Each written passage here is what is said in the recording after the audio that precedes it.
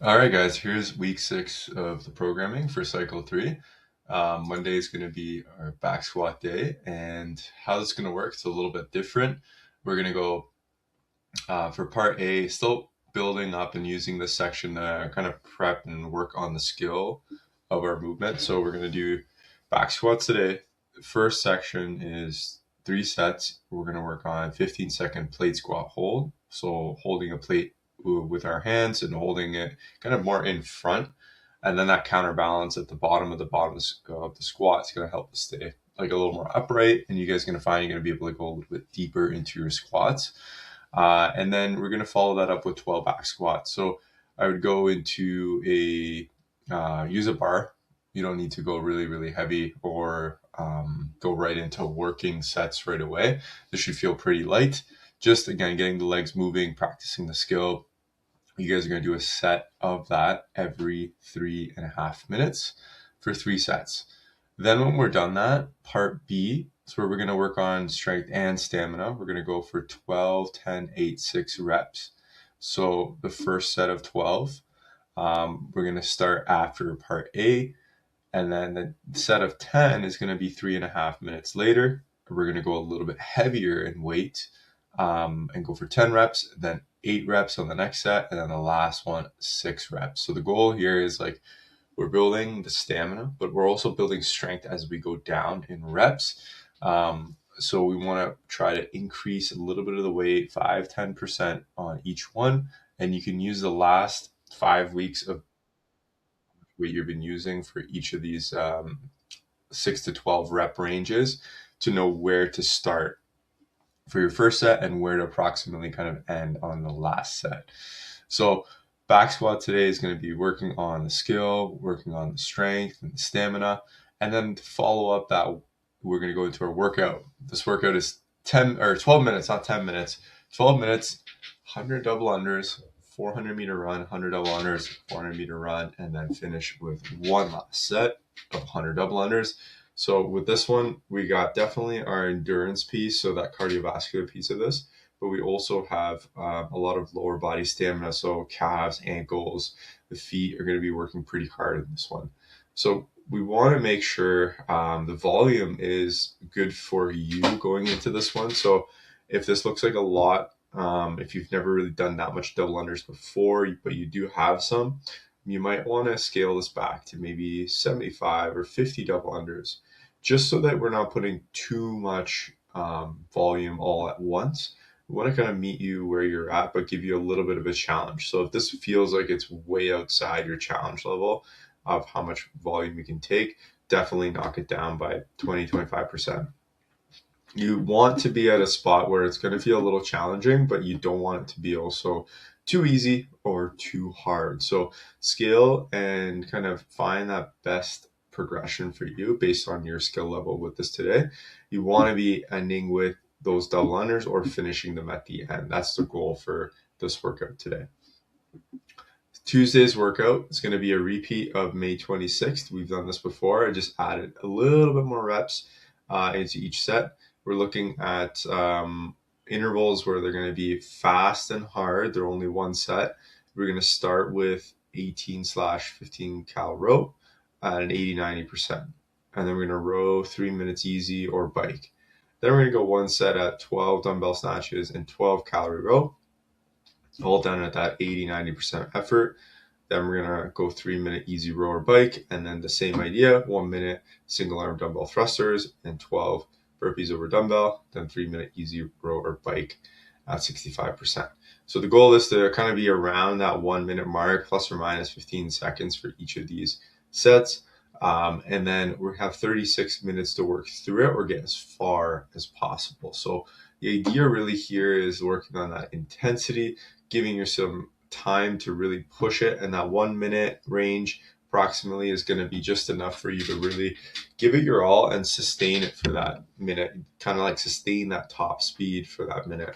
And then the 3 minutes are meant to kind of be revved down to a gear 1, gear 2, just easy and working on recovery at this point. So that's Tuesday. Focus on, again, the repeatability. Always when you're doing conditioning work, you want to be able to do repeats of this, not just doing it for one round and then crashing and burning in the following round. So keep that in mind. Repeatability is the name of the game. Wednesday, it's going to be your skill weightlifting work. Snatch technique work to start, every minute on the minute for 5 minutes, 3 overhead squats. Then the next 5 minutes is 3 muscle snatch plus 1 overhead squat, and then we're going to follow that up with a tall snatch.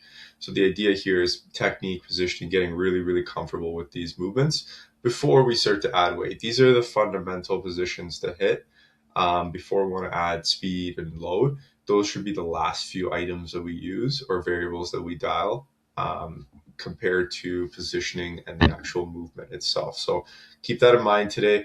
These are technical, so they take time to get comfortable with. As soon as they feel comfortable and you're like being able to repeat the same positioning, the same technique, then you can start adding faster speeds and more load to the movement. So let's keep that in mind. For those of you who are more advanced, you can definitely go up in weight after each EMOM. The WOD today, or the workout of the day, is going to be 8 rounds for time, 10 minutes, 5 strict knees to elbows, 7 push-ups, and 9 squats. The goal is to train that body weight, strength, and stamina. So a lot of the upper body is going to be challenged in today's workout. And I want you to choose a progression where you can finish a round every 90 seconds. Ideally, these knees to elbows and the push-ups are really the name of the game today. The squats are going to be kind of the break.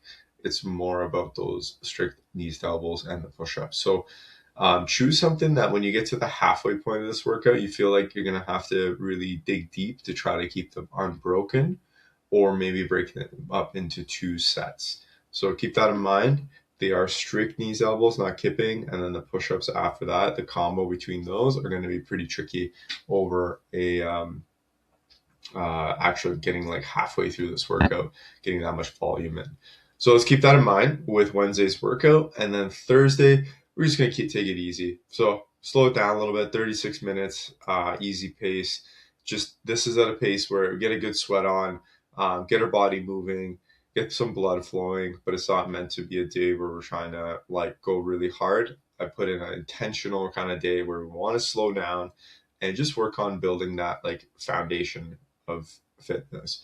Just getting our heart rate out of zone that we can control. It's not too hard. It's also kind of known as zone 2, but I want it to be fun. I want it to be not only fun, but like also manageable for that duration of time. Okay, so we're not sprinting. We're working more on just like good, consistent cadence movement that we can sustain for a long period of time, or that 65% roughly. Friday comes around, I'm going to work on the gymnastic strength.